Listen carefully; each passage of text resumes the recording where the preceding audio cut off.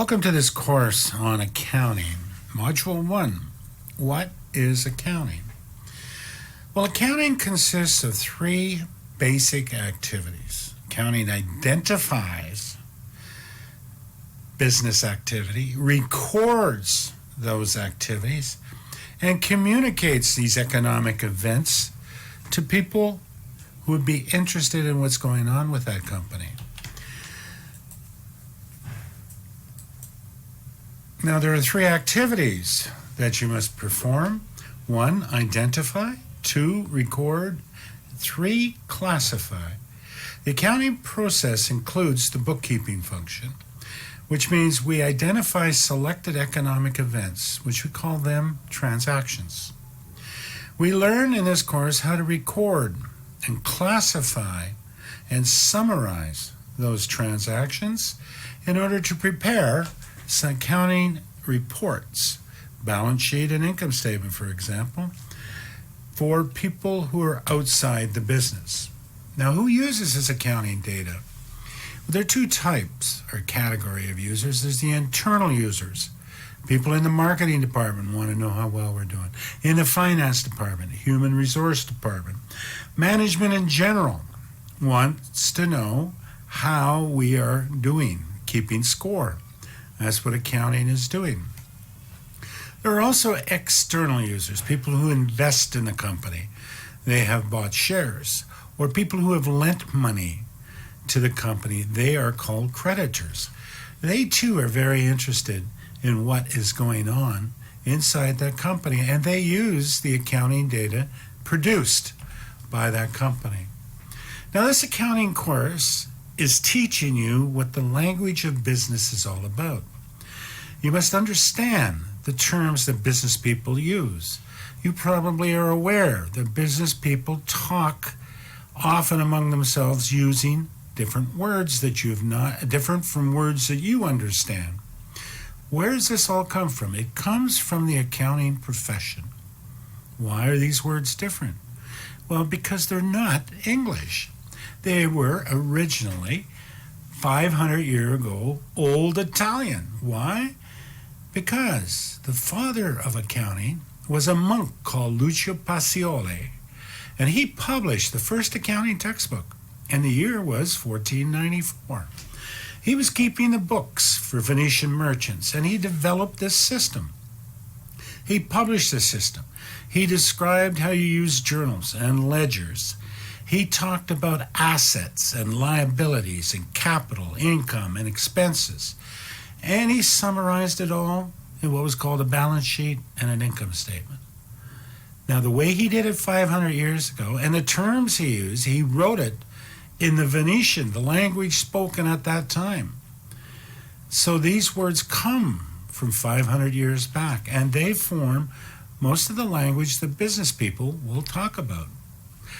Now I want to talk about what business activities there are. We can identify or categorize, all the different activities a business performs into three separate areas. There are financing activities, investing activities, and most often operating activities.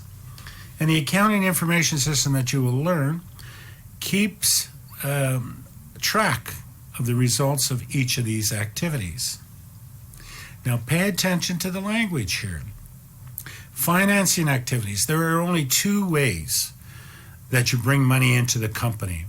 You either borrow that money or you issue shares of stock for cash to people who purchase those shares. Now, when you borrow, the amount you borrow is called a liability. Liabilities are what you owe, and the people you owe are called creditors. Now, a liability is often referred to as a payable. A note liability is a note payable. A bonds liability is a bonds payable. You'll learn more about notes and bonds in financing. If the company issues common shares or stock, they're selling part ownership of the company to people outside the company. Those people are called shareholders or stockholders.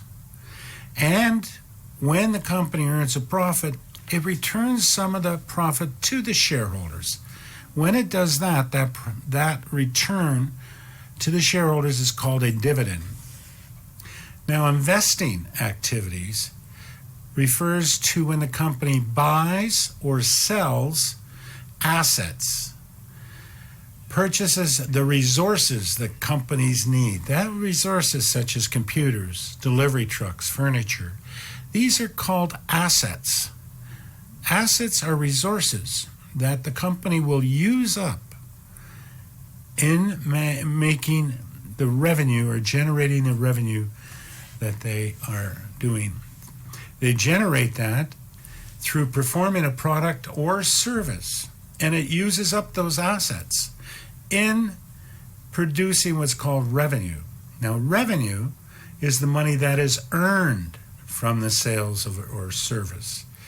Sales revenue, service revenue, interest revenue. It's money that's earned. Now, if you sell a product or a service and you have not received the money yet for it, you've earned it. It's revenue. But it's owed to you. They're going to pay you later. That's called an accounts receivable. An asset that's very important to a business is called inventory. And that is what the company will sell. Also, in operating activities, you'll be introduced to expenses. An expense is the cost of the asset that's been used up, consumed in the selling or marketing of that asset. These are costs to generate my revenue. Liabilities, as I said, arise from expenses, and they're often referred to as payable, like accounts payable, interest payable, wages payable. Now, if revenue exceeds expenses, that's referred to as a net income. If the reverse happens, it's a net loss and trouble.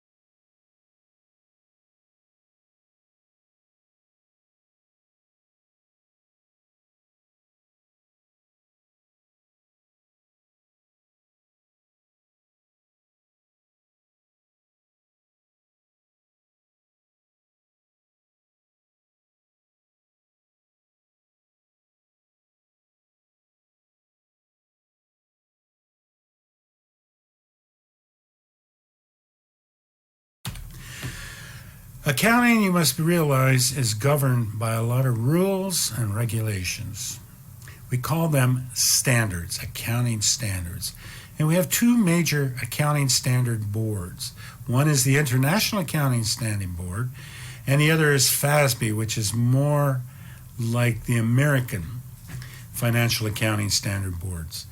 Both of these produce what are called generally accepted accounting principles, and they both agree. It's just some transactions are more international than national, and therefore the International Accounting Standard Boards may have more standards than FASB would.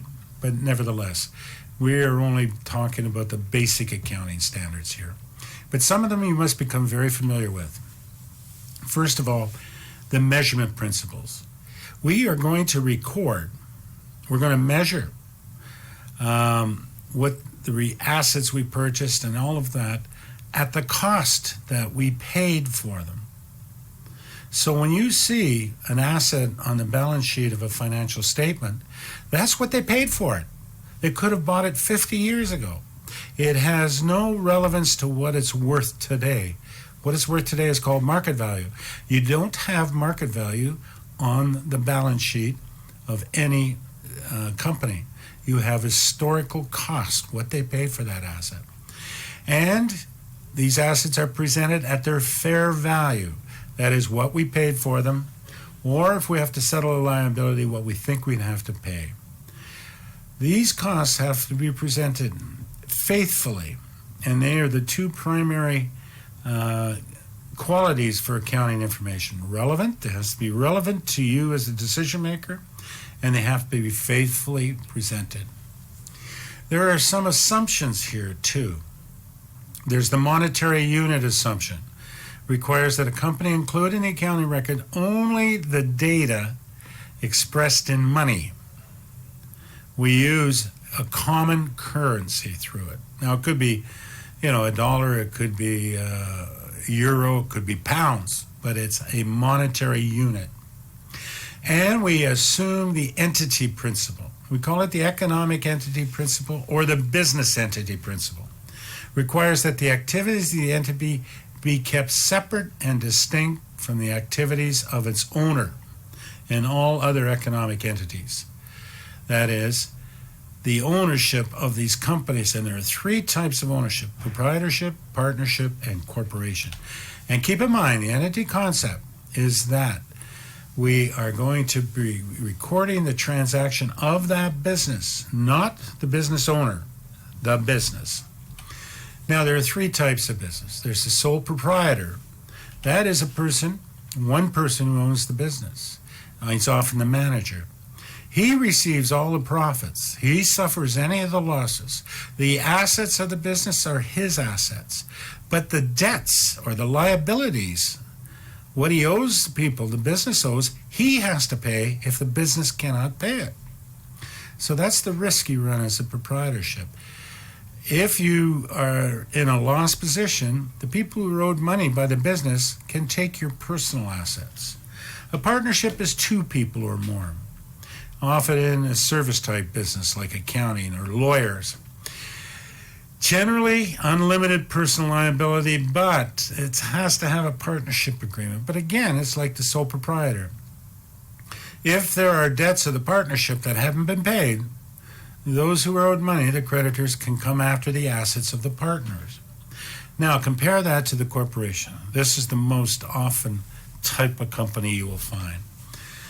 A corporation is a separate legal entity, separate from its owners. A corporation has a right, is formed legally, that the government gives the corporation a right to issue shares, so many shares. You can decide at what value you share. The people who own the company are the people who purchase those shares.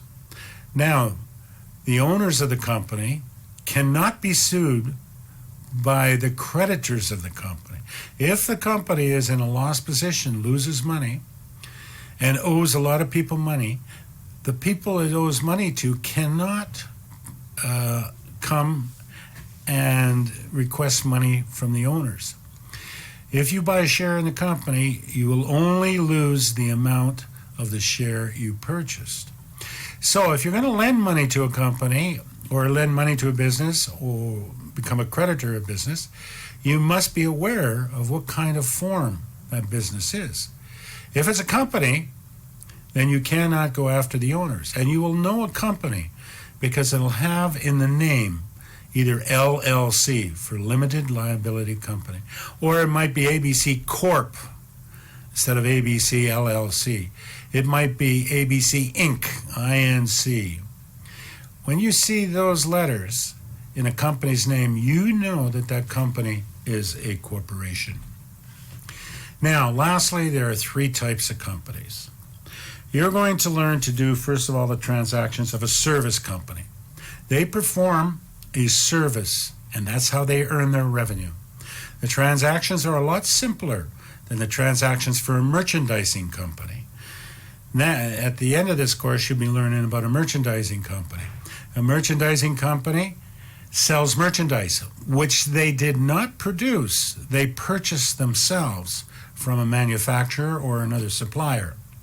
They brought in goods that are already for sale. They did not change those goods. They simply put them on a hanger or put a price tag on them. That's all they did. And the last type of company is a manufacturing. It's the more complex company, and it will be covered in later courses. But a manufacturing company buys in raw material and converts them into a finished product and then sells that product to other customers. So there you have three types of businesses, three types of company, the three types of business activities, and so on. The purpose here is to begin to learn the language.